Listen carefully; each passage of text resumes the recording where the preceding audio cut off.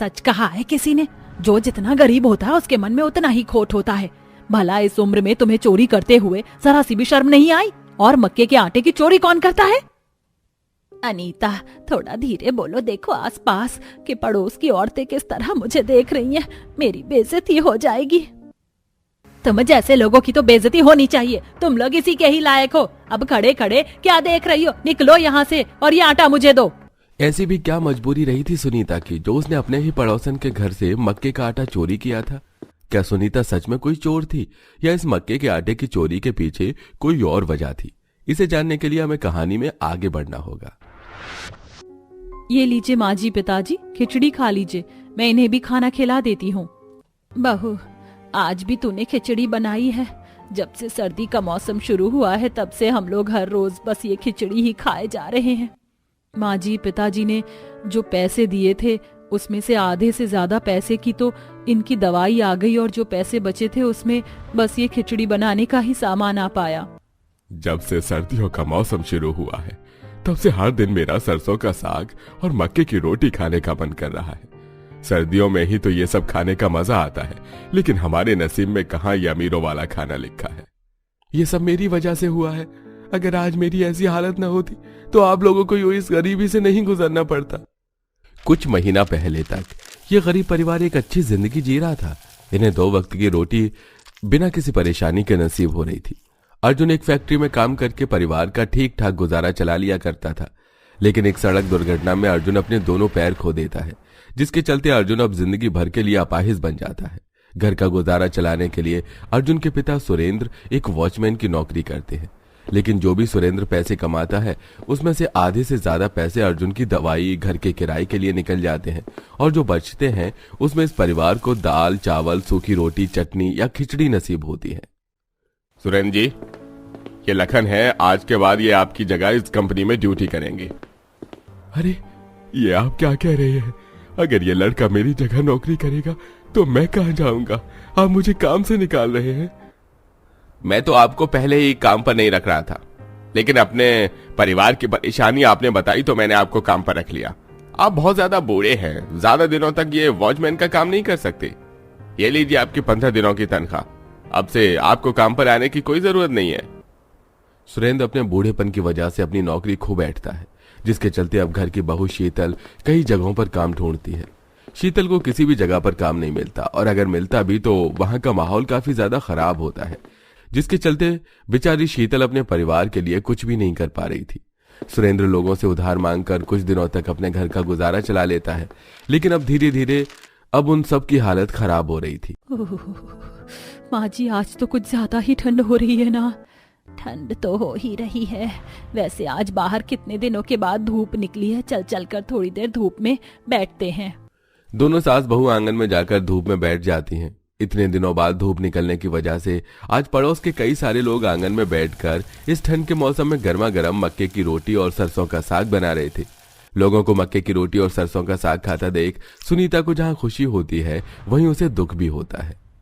तुझे पता है शीतल बहू, पहले हम हर साल में सरसों का साग और मक्के की रोटी बनाकर खाया करते थे। अर्जुन और तेरे ससुर जी को तो सरसों का साग और मक्के की रोटी काफी पसंद है। दोनों बाप बेटे अच्छे अच्छे मक्के की रोटी खाया करते थे, लेकिन अब देखो मक्के की रोटी तो दूर, एक मामूली रोटी भी नसीब नहीं हो रही है। शीतल हमेशा देखती थी उसकी सास ससुर का इस ठंड के मौसम में मक्के की रोटी और सरसों का साग खाने का काफी मन करता है, लेकिन गरीबी के चलते बेचारी शीतल कर ही क्या सकती थी।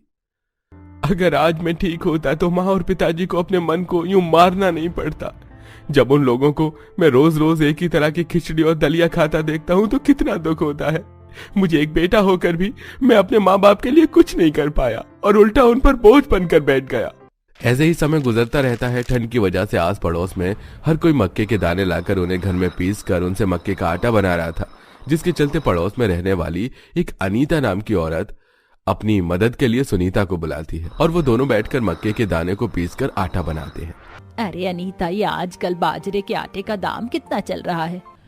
सर्दी की वजह से 80 से 100 रुपए किलो हो गया है। वैसे तुम ये क्यों पूछ रही हो? ये बाजरे की रोटी हम जैसे अमीर लोगों की खाने के लिए बनी है, ना कि तुम जैसे गरीब लोगों के लिए। तुम तो बस मेरा आटा पिसवाने में मदद कर दो, 20 रुपए दे दूंगी मैं तुमको।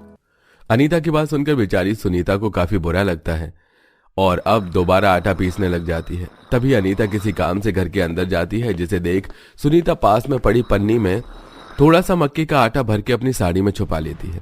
अनीता के आने के बाद अब सुनीता जैसे ही उठकर जाने लगती है कि तभी उसके साड़ी के पल्लू से मक्के के आटे की थैली गिर जाती है, जिसे देख अनीता उस पर भड़कने लगती है। शर्म नहीं आती तुम्हें इतनी उम्र में यूं आटे की चोरी करते हुए? और इतनी भी क्या हैसियत नहीं है तुम लोगों की जो मक्के का आटा खरीद कर रोटी बनाकर खा सको? कैसे कैसे पड़ोसी हैं हमारे, आस पड़ोस में आज तो आटे की चोरी की है, कल तो तुम तो हमारे घर में ही चोरी करना शुरू कर दोगी। ऐसा क्यों कह रही हो अनीता? मैं जानती हूँ मैंने चोरी की है, लेकिन मैंने अपने लिए नहीं, अपने पति और अपनी बेटी के लिए की है। बस बस देख ली तेरी नौटंकी। देखो हमारे मोहल्ले में कैसे कैसे लोग आ रहे हैं और हमें ही नहीं पता। अनीता सुनीता की काफी ज्यादा बेइज्जती करती है, जिसके चलते बेचारी सुनीता आंखों में आंसू लिए अपने घर आ जाती है। सारी बात पता चलने पर शीतल को काफी ज्यादा दुख होता है। ऐसे ही कुछ समय और गुजर जाता है। शीतल हर रोज की तरह काम की तलाश में निकली होती है, लेकिन आज भी शीतल को काम नहीं मिलता। शीतल वापस ठंड से ठिठुरते हुए घर लौट रही होती है कि तभी उसे रास्ते में एक सरसों के साग का खेत दिखाई देता है। इसे देख, अरे ये तो सरसों के साग का खेत है, थोड़ा सा साग तोड़ लेती हूँ। आज तो मैं माँ जी और पिताजी को सरसों का साग बनाकर ही खिलाऊंगी। शीतल सरसों का साग तोड़कर वहां से जाने लगती है कि तभी खेत का मालिक शीतल को देख लेता है। अरे ओ चोरनी, रुक, सरसों का साग चुरा के ले जा रही है मेरा।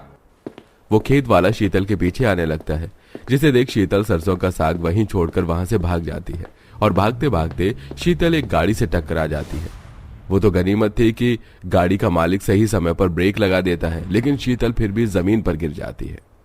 आह, मेरा पैर। अरे आप ठीक तो हैं?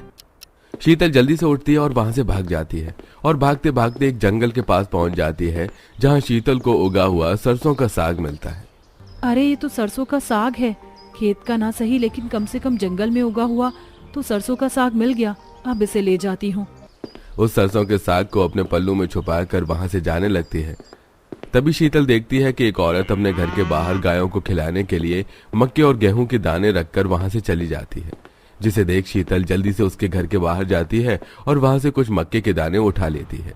चलो आज भगवान का लाख लाख शुक्र है, सरसों के साग के साथ साथ मक्के की रोटी का भी इंतजाम हो गया। शीतल मक्के के दानों को घर में ले जाती है और उन्हें पीस कर उससे मक्के का आटा बनाती है। वहीं शीतल अब चूल्हे पर सरसों का साग बनाने के लिए रख देती है और थोड़ी देर में अपनी सास, ससुर और पति के लिए शीतल गर्मा गर्म सरसों का साग और मक्के की रोटी तैयार कर देती है। इस कड़कड़ाती ठंड में गर्मा गर्म सरसों का साग और मक्के की रोटी खाकर सभी घर वालों की आंखों में खुशी के आंसू होते हैं। ना जाने कितने दिनों बाद ये सरसों का साग और मक्के की रोटी खाने को नसीब हुई है। मैं तो इनका स्वाद ही भूल गई थी। शीतल, तुमने तो बिल्कुल माँ के जैसा सरसों का साग और मक्के की रोटी बनाई है। बहू की बदौलत हमें ये सरसों का साग और मक्के की रोटी नसीब हो गई, लेकिन हम कल का क्या करेंगे? न जाने कितने दिनों के बाद फिर से ये खाना नसीब होगा। अब तो कल से फिर से रोज वही दाल, चावल और दलिया खाना होगा। जहां इस गरीब परिवार को सरसों का साग और मक्के की रोटी खाने की खुशी थी, तो वहीं दूसरी तरफ फिर से कल से वही दलिया खिचड़ी खाने का दुख भी था। सभी लोग खाना खा ही रहे होते हैं कि तभी वहां एक संजय नाम का आदमी आता है। ये वही आदमी था जिसकी गाड़ी से शीतल की टक्कर हुई थी। आप यहाँ? बड़ी मुश्किल से आपके घर का पता करके यहाँ आया। अब जिस तरह आप भागी, मुझे लगा आप किसी मुसीबत में हैं। मैं नहीं जानता था कि मेरी अमीरी की दुनिया के बाहर भी आप जैसे लोगों की ऐसी दुनिया है। मेरा गाय भैंस का एक फार्म है। अगर आप वहां जाकर काम करना चाहती हैं तो मैं आपकी अच्छी खासी तनख्वाह दूंगा। इससे आपके घर के हालात भी बदल जाएंगे और जो मैंने आपको गाड़ी से टक्कर मारी थी उसका अफसोस भी मुझे नहीं होगा। सही कहते हैं लोग कि भगवान कब किसी रूप में आकर आपकी मदद कर दे। मैं जरूर आपके फार्म में काम करूंगी। संजय शीतल को थोड़े पैसे देकर वहां से चला जाता है और अब अगले दिन से शीतल संजय के फार्म में काम करती है और इसी तरह अपने घर का खर्चा चलाती है। आप इस उम्र में शादी करके आ गए, जबकि आपके 2 छोटे छोटे बच्चे हैं। संदीप, ये क्या है? तुमने तो कहा था कि जब मैं तुम्हारे साथ शादी करके तुम्हारे घर आऊंगी तो तुम अपनी पहली बीवी को छोड़ दोगे, तो ये तो अब तक यहीं खड़ी है। हाँ, मैंने दूसरी शादी कर ली क्योंकि अब मुझे तुम्हारे साथ नहीं रहना, इसलिए मेरे बच्चों को यहीं छोड़ो और निकलो यहाँ से। संदीप, ये तुम क्या कह रहे हो? ले जाने दो इसे अपने बच्चों को अपने साथ। नहीं दीपा, मैं अपने बच्चों से बहुत प्यार करता हूँ, मैं उनके बिना नहीं रह सकता। और मेरा बेटा कल को बड़ा होकर पैसे कमाकर तुम्हारे ही तो हाथ में देगा और मेरी बेटी घर के कामों में तुम्हारी मदद करवा देगी। इस तरह संदीप दीपा को अपनी बातों में फंसा लेता है, जिसके बाद दीपा अपनी दोनों सौतेली बच्चों को रखने के लिए राजी हो जाती है और दीपा संदीप मिलकर उमा को घर से धक्के मार कर निकाल देते हैं। माँ के जाने के बाद दीपा अपने सौतेले बेटे से तो प्यार करती है, पर बेटी को जरा भी पसंद नहीं करती और उससे घर के काम करवाती है। एक तो तेरी माँ तुझे यहाँ मेरे ऊपर बोझ बनाकर चली गई, तेरे बाप की वजह से तुझे बर्दाश्त कर रही हूँ। जल्दी से घर के सारे काम कर, वरना तेरे हाथ पैर दोनों तोड़ दूंगी। पर माँ, मेरी तबीयत बहुत खराब है। तेरी तबीयत का ठेका मैंने नहीं लिया है। अरे अपने बाप से जाकर बोलियो कि तेरा इलाज करवाए, क्योंकि मैं तो तुझसे सिर्फ और सिर्फ काम ही करवाऊंगी, फिर चाहे तू मर ही क्यों न जाए। ऐसे मर जाएगी तो अच्छा रहेगा। बीमार नेहा अपनी माँ के ताने और मार सहती है और चुपचाप तपती बुखार में भी घर के सारे काम करती है। ऐसे ही कुछ दिन बीत जाते हैं और एक दिन दीपा उसे खाने को नहीं देती। माँ, कुछ खाने को दे दो ना, बहुत भूख लग रही है। क्यों, तेरी माँ यहाँ तेरे लिए कुछ छोड़कर गई है जो तुझे दूं? बस एक बार मेरी अपनी औलाद हो जाए, फिर देख कैसे तुझे तेरे बाप से कहकर घर से निकलवाती हूँ। पता नहीं कब वो दिन आएगा जब मेरा तुझसे पीछा छूटेगा। माँ, अब तो आप ही हमारी माँ है, आप मेरी बहन को इतना तंग क्यों करती हो? अगर बहन पर ज्यादा तरस आ रहा है तो तेरी हालत भी तेरी बहन की तरह कर दूं? बोल। दीपा की ऐसी बातें सुनकर दोनों बच्चे डर जाते हैं और कुछ नहीं बोलते। देखते ही देखते समय गुजरता है और बहुत जल्द दीपा की भी एक बेटी हो जाती है और वो अपनी बेटी को भी उसकी सौतेली बहन के खिलाफ भड़काती है। दूर हटो, अगर मेरी सामान को हाथ लगाए तो माँ से तुम्हारी शिकायत कर दूंगी और फिर तुम्हें माँ इतना मारेगी कि तुम 4 दिन तक बिस्तर पर पड़ी रहोगी। तुम मेरी बहन नहीं हो, खबरदार अगर मेरे कमरे में भी आई तो। मेरा इस दुनिया में कोई नहीं है। माँ, तुम कहाँ चली गई? क्यों मुझे इस महल जैसे घर में अकेला छोड़कर गई? कहने को तो ये महल जैसा घर है, पर हर समय ये मुझे काटने को दौड़ता है, जहाँ मैं बिल्कुल भी खुश नहीं हूँ तुम्हारे बिना। नेहा हर पल बस अपनी माँ को याद करती है, पर वो चाहकर भी अपनी माँ के पास नहीं जा पाती। समय यूं ही गुजरता है और देखते ही देखते नेहा 25 साल की हो जाती है। हमारी नेहा 25 साल की हो गई है। मैं सोच रहा हूँ उसकी शादी करवा दूं। अरे ये तो आपने बहुत अच्छा फैसला लिया है। अब तो ओम भी काम करने लगा है और हमारे पास पैसों की क्या कमी है। हम इसी साल उसकी शादी कर देंगे और मेरी नजर में तो एक बहुत अच्छा लड़का भी है। आप बस मना मत करना। आखिर नेहा मेरी भी बेटी है, भले ही मैं उसकी सौतेली माँ हूँ, पर मैं उसका बुरा थोड़ी ना चाहूंगी। जानता हूँ दीपा, इसलिए नेहा की शादी की जिम्मेदारियां मैं तुम्हारे कंधे पर छोड़ रहा हूँ और सोच रहा हूँ कि बिजनेस की ट्रिप के लिए चला जाऊं। वहां मुझे पता नहीं कितना टाइम लग जाए, इसलिए मेरे पीछे सब कुछ तुम्हें ही संभालना होगा। आप फिक्र मत करो, मैं सब संभाल लूंगी। वैसे कल हमारी बेटी रीता का जन्मदिन है, क्या सोचा है आपने? सोचना क्या है, हमारी रीता 10 साल की हो गई है। जैसे हम हर साल उसका जन्मदिन मनाते हैं, वैसे ही कल भी उसके जन्मदिन पर पार्टी रखेंगे। नेहा और रीता का जन्मदिन एक ही दिन होता है, पर किसी को भी नेहा का जन्मदिन याद नहीं रहता और घर के सभी लोग बड़े ही धूमधाम से रीता का जन्मदिन मनाते हैं। वहीं नेहा किचन में गिलास में कोल्ड ड्रिंक करते हुए बहुत रोती है, क्योंकि घर में किसी को भी उस बेचारी बिन माँ की बेटी का बर्थडे याद ही नहीं होता। माँ, पता नहीं आप कहाँ पर हो। अगर आप मेरे साथ होती, चाहे आप मेरा बर्थडे कितनी भी मुश्किलों से मनाती, पर मुझे ये खुशी जरूर नसीब होती। काश माँ, आप भी मेरे साथ होती। समय यूं ही गुजरता है और दीपा नेहा का रिश्ता एक गरीब घर के लड़के से तय कर देती है। आप मेरे साथ इतना बुरा कैसे कर सकती हैं? माना कि मैं आपकी सौतेली बेटी हूँ, पर आप मेरी शादी गरीब लड़के से कैसे करवा सकते हैं? दीदी, शादी कर लो, भले ये हमारा महलों जैसा घर है, पर तुम जहाँ कभी खुश नहीं रही। अगर तुम गरीब घर में भी जाकर खुश रहोगी तो मुझे खुशी पहुंचेगी। जो सुख मुझे और रीता को मिला वो तुम्हें कभी नहीं मिला। सही मौका मिला है, अपनी सौतेली माँ से पीछा छुड़ा लो। वो बेटा, वो दिखा दिया ना तूने कि अपनी माँ अपनी होती है और सौतेली माँ सौतेली। मैंने तुझे पढ़ाया लिखाया, तेरे साथ कभी कोई बैर नहीं रखा, पर फिर भी तू मेरी ही बुराई अपनी बहन से मेरे मुंह पर कर रहा है। क्योंकि माँ, इसके पीछे भी तुम्हारा स्वार्थ था। ओम के कहने पर नेहा चुपचाप इस रिश्ते के लिए हाँ कर देती है और बहुत जल्द नेहा की शादी तरुण नाम के एक बेहद गरीब लड़के से हो जाती है और दीपा अपनी सौतेली बेटी को खाली हाथ विदा कर देती है। पर ससुराल जाकर जब दीपा अपनी ससुराल देखती है तो उसके होश उड़ जाते हैं। मेरा ससुराल इतना गरीब है क्या? मैं अब अपनी सारी जिंदगी इस झोपड़ी में गुजारूंगी। नेहा, मैं जानता हूँ तुम मेरा झोपड़ी जैसा घर देखकर बहुत दुखी होगी, पर मैं तुमसे वादा करता हूँ तुम्हें यहाँ जिंदगी का सारा सुख मिलेगा। आओ अंदर चलो और मेरी माँ और बहन से मिलो। अब नेहा अपने पति के साथ अंदर जाती है, जहां वो अपनी सास को देखकर अचंभित रह जाती है। कुछ देर बाद पूरा परिवार खाना खाकर सो जाता है, पर नेहा को नींद नहीं आती और वो रात के 1 बजे अपनी सास के साथ घर के बाहर जाती है और अपनी सास से कहती है, माँ, भगवान ने मेरी किस्मत में क्या लिखा है। पहले उन्होंने मुझे तुमसे दूर कर दिया और अब उन्होंने मुझे तुम्हारे ही सामने बहू के रूप में लाकर खड़ा कर दिया। तुम मेरी माँ से मेरी सास बन गई। नहीं बेटा, भगवान से शिकायत मत कर। मैं उस समय लाचार थी। तेरे पापा ने और तेरी सौतेली माँ ने मुझे दूध में पड़ी मक्खी की तरह निकाल फेंका। मैं चाह कर भी तुझे अपने साथ नहीं ले जा पाई। मैं बेसहारा और अकेली हो गई, दर दर की ठोकर खा रही थी। तब जाकर तरुण के पिता ने मुझे अपना साथ दिया और बदले में मैंने उनके बेटे को पाला। तरुण मेरा सौतेला बेटा है, पर मैंने उसे हमेशा सगी माँ की तरह माना। इसीलिए आज भी तू मेरी बेटी ही है। जैसा तू सोच रही है वैसा कुछ नहीं है। पर माँ, मैं तुमसे बहुत नाराज हूँ। मैं तुम्हें कभी माफ नहीं करूंगी। तुम मुझे छोड़कर क्यों आ गई, फिर कभी पलटकर मेरे पास नहीं आई। नेहा अपनी माँ को देखकर अंदर से जितनी खुश थी उतनी ही ज्यादा नाराज भी। समय यूं ही गुजरता है और धीरे धीरे अब नेहा को अपनी झोपड़ी से ससुराल में अच्छा लगने लगता है, पर उसकी नाराजगी अब भी खत्म नहीं होती।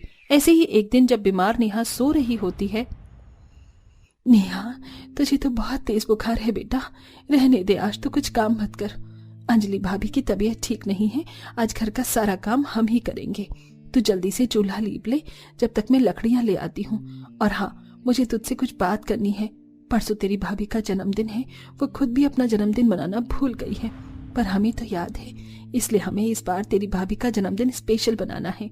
माँ, तुम फिक्र मत करो, भाभी के जन्मदिन पर मैं पूरा घर फूलों से सजाऊंगी और भाभी के जन्मदिन को बहुत खास बना दूंगी। क्योंकि उस दिन नेहा की तबीयत ज्यादा खराब थी, इसीलिए अंजलि और उमा खुद ही घर का सारा काम कर लेती हैं। देखते ही देखते 2 दिन बीत जाते हैं और नेहा का जन्मदिन आ जाता है।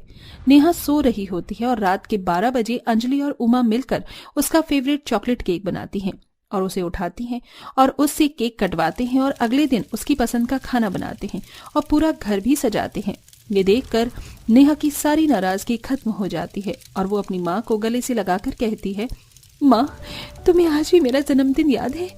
आखिरी बार तुमने ही मेरा जन्मदिन बनाया था, उसके बाद फिर कभी नहीं बना, और उस दिन के बाद से आज फिर तुमने मेरा जन्मदिन सेलिब्रेट किया। नेहा बेटा, अब तो तुम मुझसे नाराज नहीं होना। अब तो तूने अपनी माँ को माफ कर दिया ना? हाँ माँ, मैंने आपको माफ कर दिया और अब मैं अपनी इस झोपड़ी से ससुराल में बहुत खुश हूँ। मेरा ये झोपड़ी का ससुराल उस महलों के मायके से ज्यादा अच्छा है। मैं यहाँ बहुत खुश हूँ। तो दोस्तों, इस तरह मनाया गया नेहा का बर्थडे, जो कि उसके महलों के ससुराल में कभी मनाया नहीं गया था। और आपको हमारे चैनल पर किस टाइप के वीडियो सबसे ज्यादा पसंद आते हैं, हमें कमेंट बॉक्स में कमेंट करके जरूर बताएं।